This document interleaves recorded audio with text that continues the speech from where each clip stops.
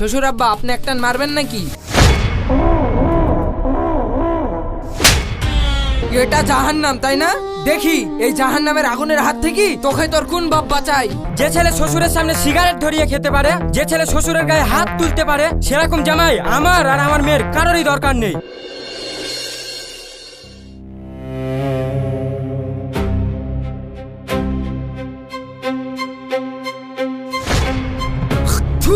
সুরাইয়া, এ তুই কি রান্না করেছিস? একবারে নুনে জহর। ছি ছি ছি ছি ছি ছি। থু, এই নুনা জোহর করা তরকারি কোনদিন খাওয়া যায়? এই ছোট লোকের বিটি, তোর আব্বা তো বিতে কোনো টাকা পয়সাই দেয়নি, আবার ভালো করে রান্নাটাও শিখে পাঠাতে পারেনি। কিন্তু মা, তরকারিতে তো নুন ঠিকই আছে। এই তুই আমার মায়ের মুখে মুখে তর্ক করছিস? থাম।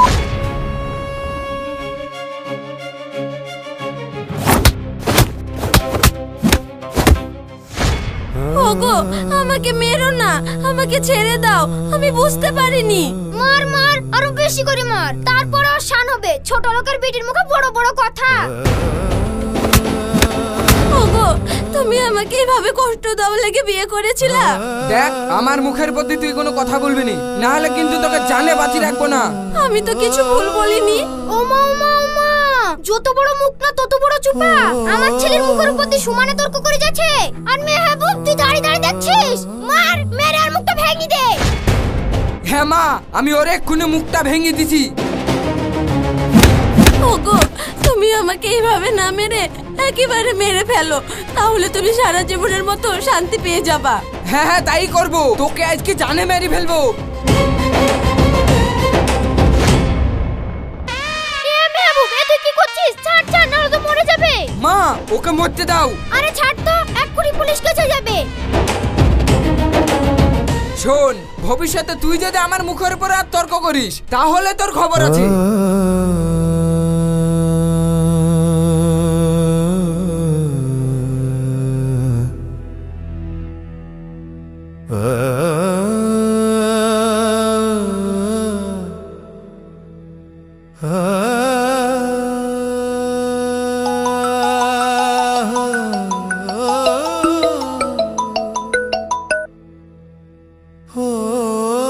আব্বা, কি হয়েছে মা? তোর গলাটা এরকম লাগছে কেন? আব্বা, তুমি আমার এই কোন জায়গায় বিয়ে দিলা গো? মা, তোর কি হলো? জামাই কিছু বলেছে নাকি? আব্বা, তোমার জামাই কিছু বললেও তো হতো, তোমার জামাই শুধু আমার গায়ে কোথায় কোথায় হাত তুলে। তুমি বড়লোক জামাই খুঁজতে গিয়ে তোমার মেয়ের সুখটাই কেড়ে নিয়েছো। আমি আর এখানে থাকতে পারছি না আব্বা, তুমি আমাকে এখান থেকে নিয়ে চলো, না হলে আমি এখানে থেকে থেকে শেষ হয়ে যাব। তুমি আর তোমার মেয়েকে কোনোদিনই দেখতে পাবা না। না মা না, খবরদার তুই এসব কথা মুখেও আনবি নি। কিন্তু কি করবো আব্বা, তুমি বলো, আমি যে আর সহ্য করতে পারছি না। মা, তুই কোনো চিন্তা করিস নি, আমি কিছু একটা করছি। আব্বা, তুমি যা করবে তাড়াতাড়ি করো, কিন্তু আমাকে এই জাহান্নাম থেকে বার করো। ঠিক আছে মা, তুই রাখ।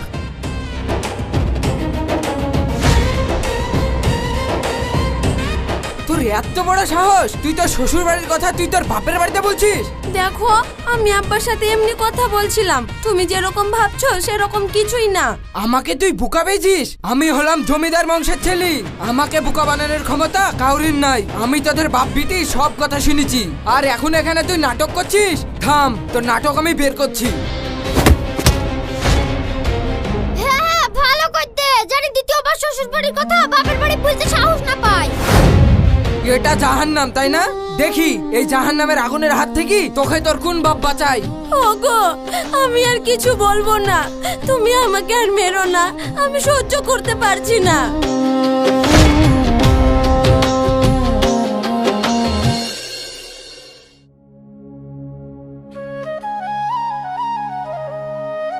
সুরাইয়া মা, সুরাইয়া মা।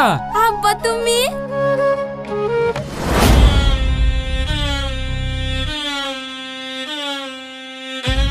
আসো আব্বা, ভিতরে আসো।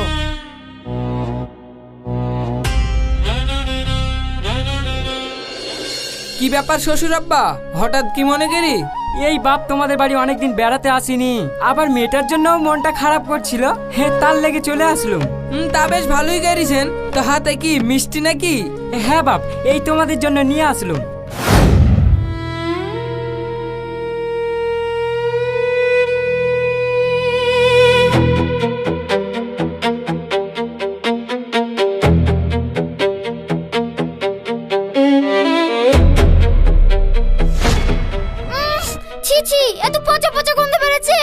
হে বিয়ান, পচা হতে যাবে কেন? আমাদের পাড়ার সব থেকে ভালো ময়রার হাতে বানানো মিষ্টি। আপনি আমাকে মিষ্টি চিনাবেন? হ্যাঁ, আমাদের বাড়িতে মিষ্টি সবসময় গড়াগড়ি খায়। আপনার এসব মিষ্টি আমাদের বাড়ির কুকুরেও খাবে না। হে বিয়ান, আপনি না বিশাল ঠাট্টা করতে পারেন। হে চলেন, ভেতরে চলেন।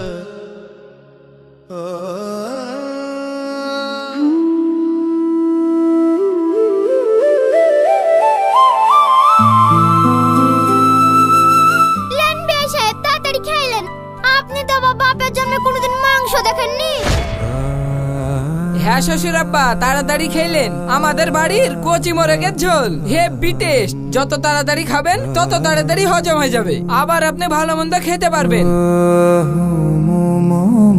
হে বাপ, তুমি হয়তো দেখছি তোমার মায়ের মতো হেব্বি মজা করতে পারো। লাও লাও, তোমরা সবাই খেয়ে নাও। খাওয়ার সময় বেশি কথা বলতে হয় না। কি রে সুরাইয়ামা, তুই খাবি নে? না না, আপনার মেয়ে তো এখন খাবে না, আপনার মেয়ে দুটির সময় খাবে। হ্যাঁ আব্বা, আমি এখন খাই না, আমার খিদে নাই। আমি রোজ 2টোর দিকেই খাই। তুমি খেয়ে নাও, আমি পরে ঠিক খেয়ে নিব। ঠিক আছে।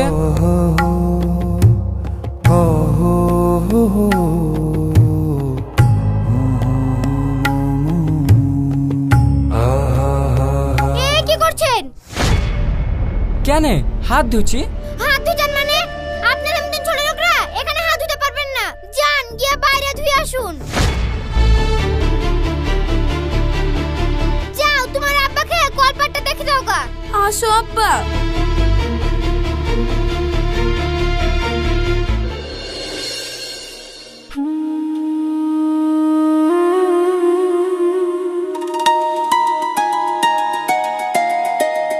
কি রে মেহবুব, বাজারে যাচ্ছিস নাকি? হ্যাঁ রে ভাই, যাই একটু বাজার থেকে ঘুরে আসি। তা এই লোকটাকে তো চিনতে পারলাম না। তোদের বাড়িতে নতুন কাজের লোক রেখেছিস নাকি? হ্যাঁ, মাগিরাম থেকে এই কাজের লোকটাকে নিয়ে আসছে। মেহবুব বাপ, আপনি একটু চুপ থাকেন। ভাই, কাজের লোক তো ভালোই পেয়েছিস, দেখে গ্রামের ভূত লাগছে। আন্টিকে বলিস দেখি, আবার যদি গ্রামে যাই তাহলে আমার লেগেও একটা চাকর নিয়ে আসতে। আমার বউটা একা আর খাটতে পারছে না, আর বাড়ির এত কাজ একা করবিই বা কিভাবে? করতে পারবে না মানে? ভালোভাবে করে নিতে হবে। আমার বউ তো করতে চায় না, তাই বলি কি ছেড়ে দি, দুমদাম দুঘা দিয়ে দি, ঠিক কাজ হয়ে যায়। না রে ভাই, জীবনে যাই করে না কেন বউকে ধরে কখনো মারবো না। 10টা না 5টা না, আমার একটা মাত্র বউ, আবার নিজের ঘর ছেড়ে পরের ঘরে আছে। ফালতু মেরে লাভ আছে বল? আমি আমার বউকে অনেক ভালোবাসি। ওহো, তোদের তো লাভ ম্যারেজ। হ্যাঁ ঠিক আছে ভাই, থাক তাহলে, আমি বাজার থেকে ঘুরে আসি। ঠিক আছে। বাপ, তুমি ওর সামনে আমাকে কাজের লোক কেন বললা? আপনি তো আসার সময় ভালো একটা নুঙ্গি জামা পরে আসতে পারেননি। যা পরে এসছেন তা দেখে আপনাকে কাজের লোকই লাগছিল। তখন যদি আমি বলতাম যে আপনি আমার শ্বশুর, তাহলে কি আমার মান সম্মান থাকতো? আমি এ কার সাথে আমার মেয়ের বিয়ে দিলাম? না, আমি জীবনে অনেক বড় ভুল করে ফেলেছি। যেভাবেই হোক আমার মেয়েকে এই জাহান্নাম থেকে বের করে নিয়ে যেতেই হবে।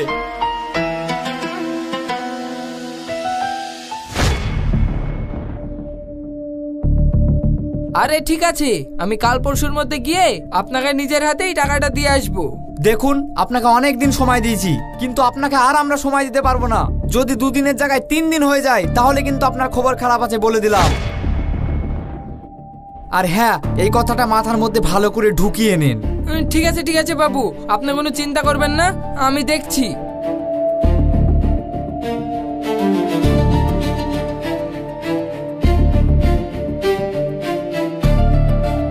কি হলো বাপ, তোমাকে দেখে মনে হচ্ছে তুমি খুব টেনশনে আছো। জানতো এখান থেকে বেশি বকায়েন না, ফালতু মাথা গরম আছে, কি বলতে কি বলি দিব। বাপ, ওম ভাবে রেগে যাচ্ছে কেন? কি হয়েছে আমাকে বলো। দেখুন শ্বশুর আব্বা, আপনি এখান থেকে যান, বারবার আমাকে বিরক্ত করেন না।